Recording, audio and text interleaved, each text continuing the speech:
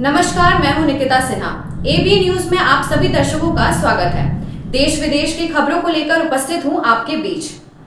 हमारे खबरों को देखने के लिए हमारे YouTube, Facebook और Insta को सब्सक्राइब और फॉलो करें।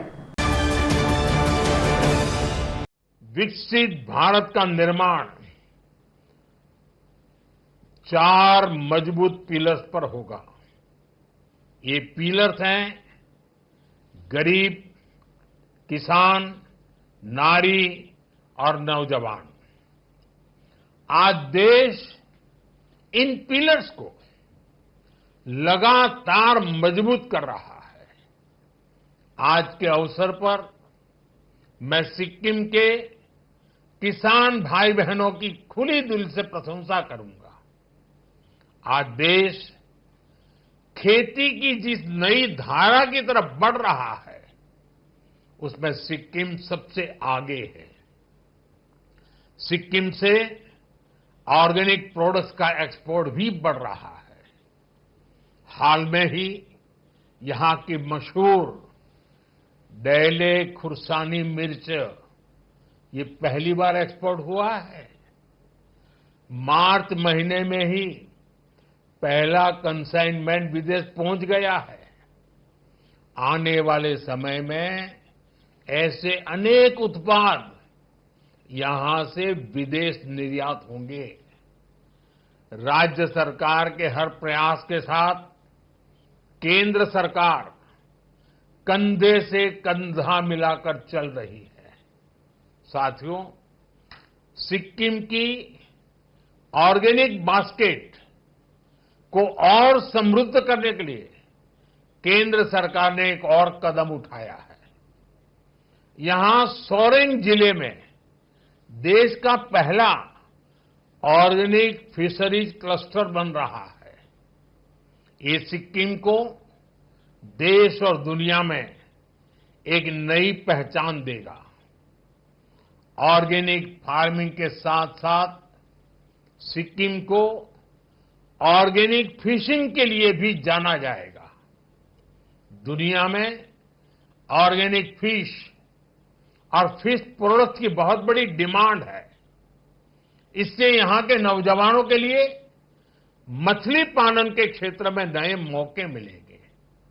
साथियों, अभी कुछ दिन पहले ही दिल्ली में नीति आयोग की गवर्निंग काउंसिल की बैठक हुई है।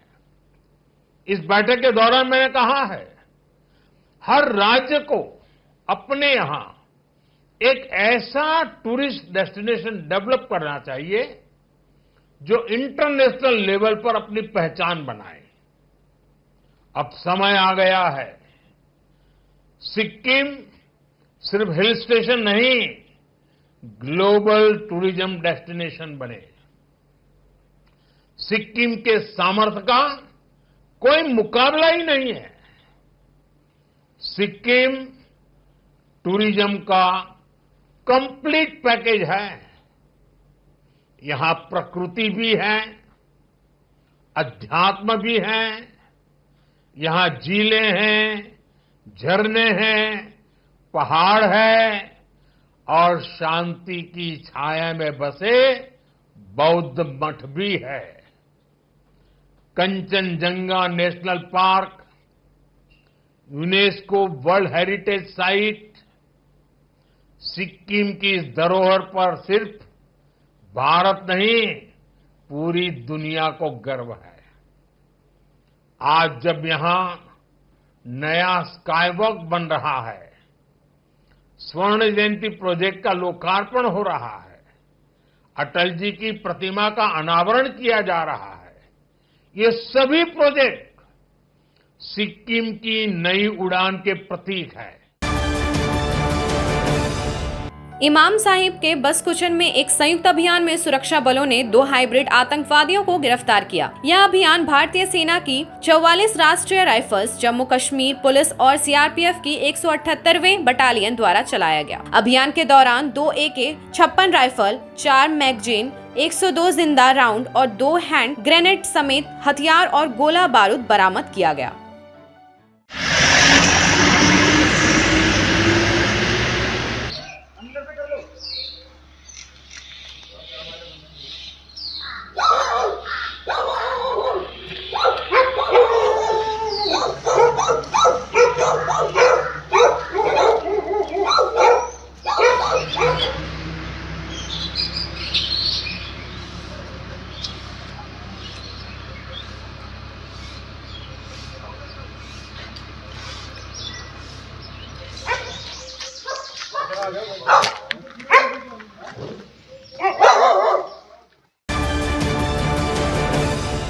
मुख्यमंत्री योगी आदित्यनाथ ने पूर्व प्रधानमंत्री चौधरी चरण सिंह की पुण्यतिथि पर उन्हें पुष्पांजलि अर्पित की। योगी आदित्यनाथ ने कहा, चौधरी चरण सिंह की पुण्यतिथि के अवसर पर भारत माता के इस महान सुपूत के प्रति कोटि कोटि नमन करते हुए मैं प्रदेश वासियों की तरफ से विनम्र श्रद्धांजलि अर्पित करता हूँ। उत्तर प्रदेश में भूमि सुधार, ग्रामीण विकास, शासन की पारदर्शिता संबंधी जो कदम उन्होंने उठाए थे, उसकी गूंज आज भी हमारे गाँव में किसानों से और समाज के प्रत्येक तबके से सुनने और देखने को मिलती है। उत्तर प्रदेश के लिए यह बहुत गर्व की बात है कि यहाँ की जनता को लंबे समय तक चौधरी साहब का मार्गदर्शन प्राप्त करने का सौभाग्य प्राप्त हुआ।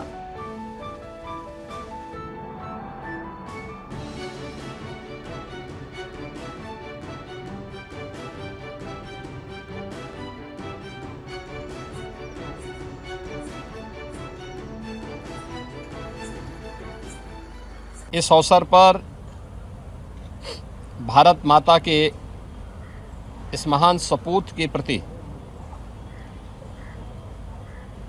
कोटि कोटि नमन करते हुए मैं प्रदेशवासियों की ओर से विनम्र श्रद्धांजलि अर्पित करता हूं। चौधरी साहब का नाम पूरा भारत भूमि सुधार, हदबंदी कानून को लागू करना, ग्रामीण विकास और अन्नदाता किसानों के मसीहा के रूप में पूरा देश उन्हें स्मरण करता है। यह उत्तर प्रदेश का सौभाग्य है कि चौधरी साहब का सानिध्य उत्तर प्रदेश वासियों को एक लंबे समय तक प्राप्त हुआ। उत्तर प्रदेश के मुख्यमंत्री के रूप में उत्तर प्रदेश के अंदर भूमि सुधार संबंधी, ग्रामीण विकास संबंधी, शासन की शुचिता और पारदर्शिता संबंधी जो कदम उन्होंने उठाए थे, उसकी गूंज आज भी हमारे गांवों में किसानों से और समाज के प्रत्येक तबके से सुनने और देखने को मिलती है। देश के प्रधानमंत्री के रूप में, उप प्रधानमंत्री के रूप में, गृह और वित्त जैसे मंत्रालयों का दायित्व भी चौधरी साहब ने निर्वहन किया। चौधरी साहब 29 मई 1987 को अपने नश्वर काया से मुक्त होकर वे दिवंगत हुए। आज उनकी पावन पुण्यतिथि है। प्रधानमंत्री मोदी जी के नेतृत्व में पिछले 11 वर्षों में ग्रामीण विकास और अन्नदाता किसानों के उत्थान के लिए जो कदम बढ़ाए गए हैं, यह युगांतरकारी साबित हो रहे हैं। मैं इस अवसर पर चौधरी साहब की स्मृतियों को नमन करते हुए प्रदेशवासियों की ओर से उन्हें विनम्र श्रद्धांजलि अर्पित करता हूं। देखिए, यह यज्ञ मां ललिता का यज्ञ हो रहा है और माननीय देश के प्रधानमंत्री नरेंद्र मोदी जी पधार रहे हैं और ये माता जो पूजा कर रही हैं ललिता माता की, ये ऑपरेशन सिंदूर में मोदी जी ने चलाया, जिससे दुश्मन चारों खाना चित्त हो गए। पूरी दुनिया में वैसा ऑपरेशन नहीं हुआ था, वो ऑपरेशन सिंदूर हुआ आज मोदी जी के आगमन पर 26 तारीख से आज तक चलेगा। कल इसका समापन होगा। सभी माँ बंधु जितनी माताएं आई हैं मोदी जी के लिए आशीर्वाद दे रही हैं। यही है आज दादी माँ के मंदिर में माँ ललिता का ये यज्ञ का। देखिए मोदी जी, मैं पहले भी कहा अभी भी कह रहा हूँ, बिहार में डबल इंजन की सरकार है। ये कुछ पागल लोग पूछते हैं मोदी जी काहे आते हैं। अरे मोदी जी आते हैं बिहार के विकास के लिए। मोदी जी आते हैं कि बिहार के विकास के बगैर देश का विकास नहीं होगा। जब से मोदी जी डबल इंजन की सरकार लगी है, मोदी जी और नीतीश कुमार, आज देखिए 50,000 करोड़ का है। नबीनगर में सुपर प्लांट बैठेगा, यहाँ एयरपोर्ट का हो रहा है, सड़क का हो रहा है, पुल का हो रहा है। ये विकास तो इसी को कहते हैं। लालू जी को एगो गाड़ी पर बैठा लीजिए, पहले खट खट खट खट खट खट करते हुए बक्सर जाते थे, 5 घंटा में पहुँचते थे। अब 1.5 घंटा 2 घंटा में पहुँचते हैं। मैं बेगूसराय से 1.5 घंटा में पटना आता हूँ। गया से 1.25 घंटा और 1.5 घंटा में लोग आ रहे हैं। जो लोग कहते हैं कि विकास कहाँ है, उनको चश्मा बदल लेनी चाहिए। वो देखें मोदी जी आते हैं, जितना बार आते हैं बिहार के विकास में एक मील का पत्थर साबित होता। प्रधानमंत्री नरेंद्र मोदी पटना में नए एयरपोर्ट का उद्घाटन करने आ रहे हैं। उद्घाटन के बाद पीएम मोदी शाम 5:30 बजे रोड शो भी करेंगे। ये रोड शो 5 किलोमीटर का होगा, जो एयरपोर्ट से बेली रोड होते हुए बीजेपी के प्रदेश कार्यालय तक पहुंचेगा। पीएम मोदी के आगमन से पहले पटना की रोड बहुत अच्छे से सजा दी गई है। रोड शो के पहले जगह जगह ऑपरेशन सिंदूर के कट आउट लगाए गए हैं। जगह जगह होर्ड डेस्क भी लगाए गए हैं। इसके अलावा रोड पर तिरंगा भी लगाए गए हैं।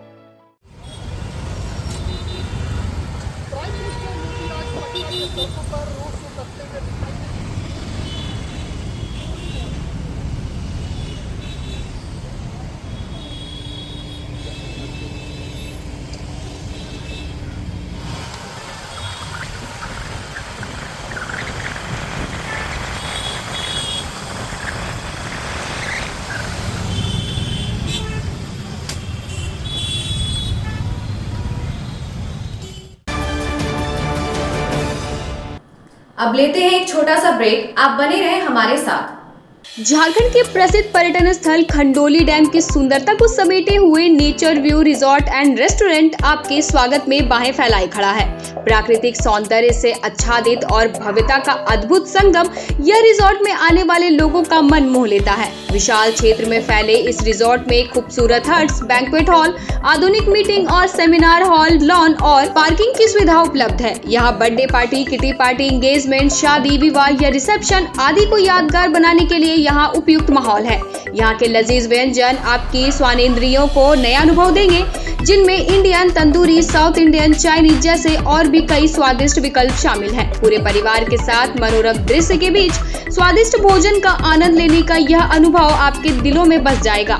तो देर ना करें, झारखंड के गिरिडीह जिले के खंडोली डैम स्थित इस मनोरंजक स्थल का दौरा करें और अपने जीवन के कुछ अनमोल पल को यादगार बनाएं।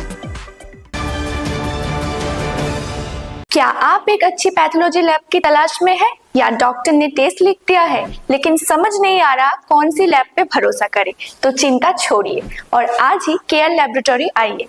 यहाँ मिलती है एक्यूरेट रिपोर्ट्स, वो भी रीजनेबल प्राइस पर। हम करते हैं क्वालिटी टेस्टिंग जैसे CBC, thyroid, lipid profile, kidney profile, liver function, health package, sugar, malaria, typhoid, dengue और भी अनेक tests. Fast reporting, certified lab professionals, home collection की निशुल्क सुविधा भी उपलब्ध है। तो देर किस बात की, तुरंत संपर्क करें स्क्रीन पर दिए गए नंबर पर या विजिट करें स्क्रीन पर दिए गए हमारे एड्रेस पर। केयर लैबोरेटरी, एक्यूरेट रिपोर्ट्स, आपके स्वस्थ जीवन का साथी।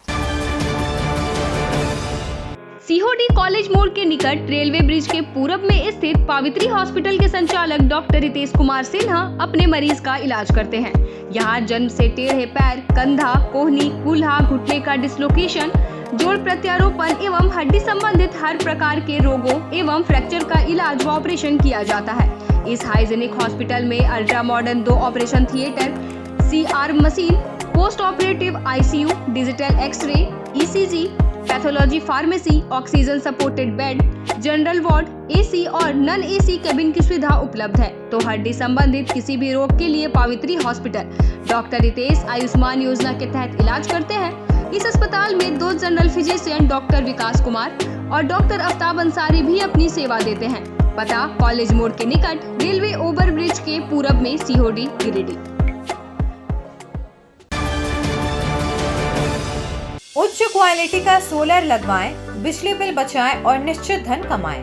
प्रधानमंत्री सूर्य घर मुफ्त बिजली योजना के तहत झारखंड, मध्य प्रदेश, पश्चिम बंगाल और महाराष्ट्र के नागरिक अब अपने घर पर सोलर पावर प्लांट लगाकर न केवल मुफ्त बिजली प्राप्त कर सकते हैं, बल्कि अतिरिक्त बिजली बेचकर लाभ भी कमा सकते हैं।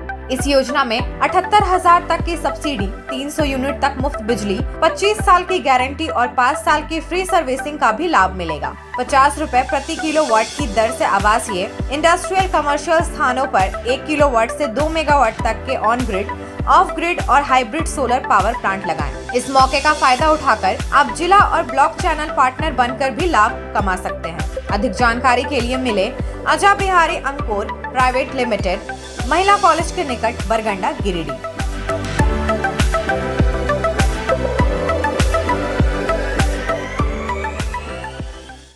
ब्रेक के बाद आपका ABN न्यूज में स्वागत है।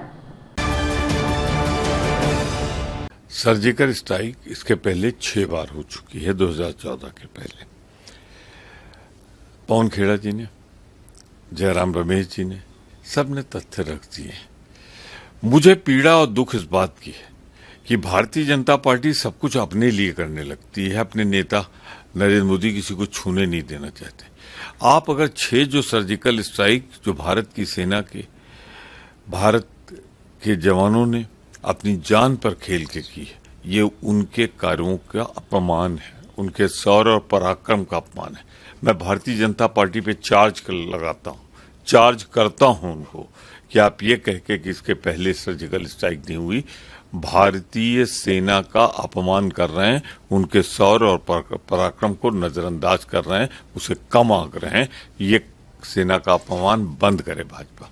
जब कभी देश को जरूरत पड़ी, ये कांग्रेस पार्टी ही है आगे बढ़ के बोली। 1942 में जब देश गुलाम था तो कांग्रेस के झंडे के नीचे ही कांग्रेस ने ही फैसला लिया था 1929 में पूर्ण स्वराज का, जवाहरलाल नेहरू जी के साथ। 1942 में अंग्रेजों भारत छोड़ो का फैसला कांग्रेस ने ही लिया था, और विरोध किसने किया था? भाजपा के मातृ संगठन ने। उस समय अंग्रेजों का साथ देने को कहा था, उनकी फौज में भर्ती होने को कहा था। देश की आजादी का इतिहास उठा के देख लीजिए, जब आतंकवाद से लड़ना हुआ तो जाके गुफाओं में नहीं घुस गए। इंदिरा गांधी ने अपने प्राणों की आहूत दी, राजीव गांधी ने, और भारतीय जनता पार्टी आतंक के सामने घुटने टेक के निकल गई। पर मैं इतना जरूर कहना चाहता हूं कि जो कुछ भी देश को जब जरूरत पड़ी है, कांग्रेस पार्टी ने सर्वाधिक बलिदान त्याग दिया है भारतीय जनता पार्टी की तरह।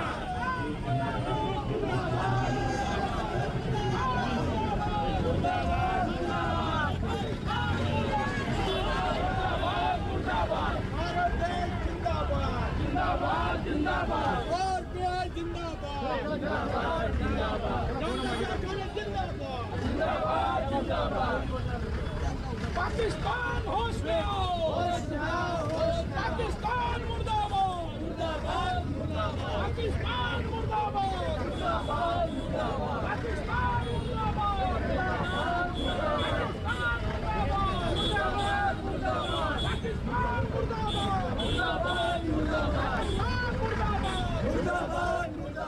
तो आज जो ये रैली निकाली गई है, यात्रा निकाली गई है, ये नौजवानों को अभिनंदन करने के लिए, जिन्होंने ऑपरेशन सिंदूर सफल बनाने का काम किया, आतंकवादियों के अड्डे उद्ध्वस्त कर दिए, 100 से ज्यादा आतंकवादियों को मारा गया और पाकिस्तान के 18-20 आर्मी के लोग भी मारे गए।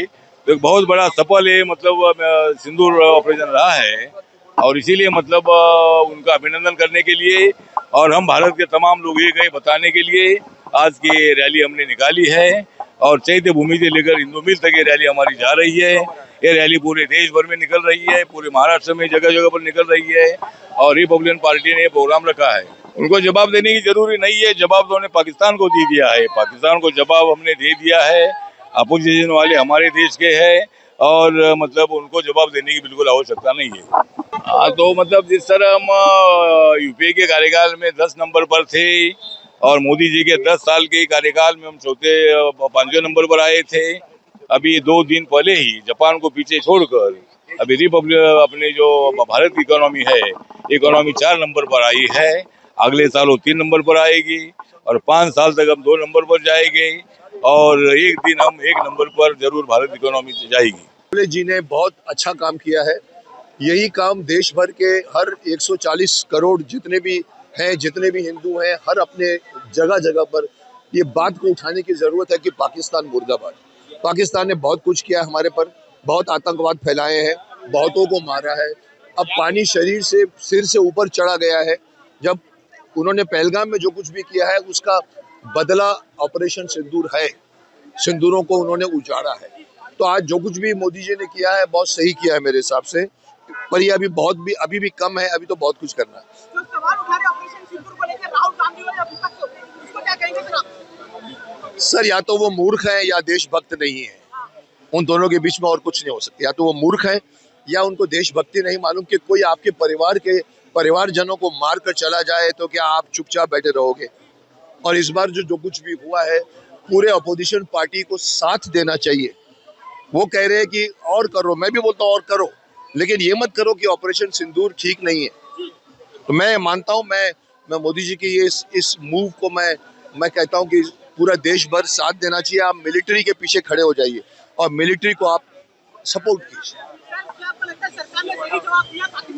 नहीं, अभी अगर मुझसे पूछो, शक्तिमान को पूछो, तो मैं कहूँगा कि एक जो काम अभी भी रुका पड़ा है वो पाकिस्तान ऑक्यूपाइड कश्मीर को अंदर कर लीजिए। ये मौका है, जो गलती की थी सरदार पटेल के टाइम पे नेहरू जी ने, उस गलती को सुधारिए, आगे बढ़ के पाकिस्तान और पीओके को अंदर कर लीजिए। पूरा देश उनको शाबाशी देगा। शक्तिमान होता तो मैं ये काम 2 दिन में निपटा देता। सिविल लाइन क्षेत्र के पौष इलाके में दिन दहाड़े पॉलिटेक्निक छात्र अतुल भार्गव के अपहरण के केस में पुलिस ने बड़ा खुलासा किया है। पुलिस ने लोहना चौराहा स्थित साईं मंदिर के पास से 2 अपहरणकर्ताओं को गिरफ्तार कर लिया। इनमें से एक के पास 315 बोर का तमंचा और कारतूस भी बरामद किए हैं। पुलिस अपहरण के पीछे रुपए के लेन देन और प्रेम प्रसंग से जुड़े विवाद को मुख्य वजह बता रही है। 25 मई को आवास विकास कॉलोनी से स्कूटी से जा रहे छात्र अतुल भार्गव को कार सवार युवकों ने अगवा कर लिया था। पुलिस ने छात्र को तो अपहरणकर्ताओं के चंगुल से बचा लिया, लेकिन आरोपी फरार थे और लगातार प्रयासों के बाद बुधवार सुबह करीब 4 बजे सिविल लाइन पुलिस ने नानू उर्फ देव और मंजेश यादव को गिरफ्तार कर लिया। मंजेश के पास से 315 बोर का तमंचा भी बरामद हुआ। पूछताछ में आरोपियों ने बताया कि अतुल के साथ रुपए के लेन देन और एक लड़की को लेकर विवाद था, जिसके चलते यह अपहरण किया गया था।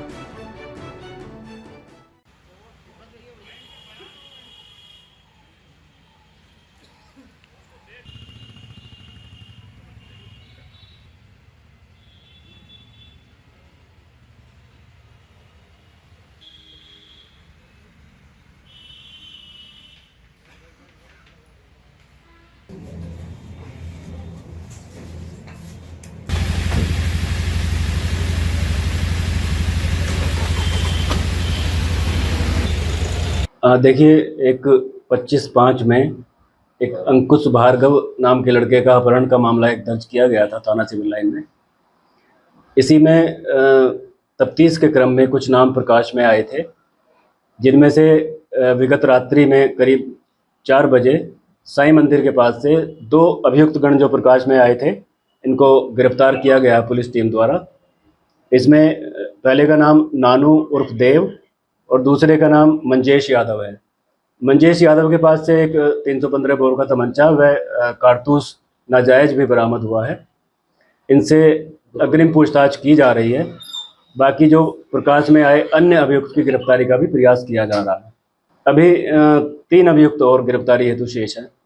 इसमें सर मामला क्या निकल के आया सामने, किस वजह से अपहरण? इसमें मेन मोटिव रहा पैसों के लेन देन का। पैसों के लेन देन का मामले का प्रकाश में आया है मोटिव, और एक पुराना मामला अफेयर का भी कुछ था। एक लड़की के चक्कर में इनमें आपस में मनमुटाव पहले रहता था, लेकिन मेन मामला अब लेन देन का है। सर पुलिस ने काफी कॉम्बिंग भी की थी, उसके बाद कैसे गिरफ्तारी हो पाई? क्या इनके द्वारा बताया गया, क्या कबूल किया गया, कहाँ ये लोग रहे इतने दिन, कैसे गिरफ्तारी हो पाई? ये ऐसे ही भागे रहे, चूँकि फ़ोन इनके छोड़ के भागे थे, तो मोबाइल से इनका कोई संपर्क नहीं था। ये इधर उधर भागते रहे और विगत रात्रि साईं मंदिर के पास से इनकी अभिसूचना पर गिरफ्तारी हुई। टीएमसी सरकार की मेरे आदिवासी भाई बहनों से भी दुश्मनी कुछ कम नहीं है। देश में पहली बार जनजातियों में भी सबसे पिछड़ी जनजातियों के लिए पीएम जनमन योजना बनाई गई है। पश्चिम बंगाल में बहुत बड़ा आदिवासी समाज है।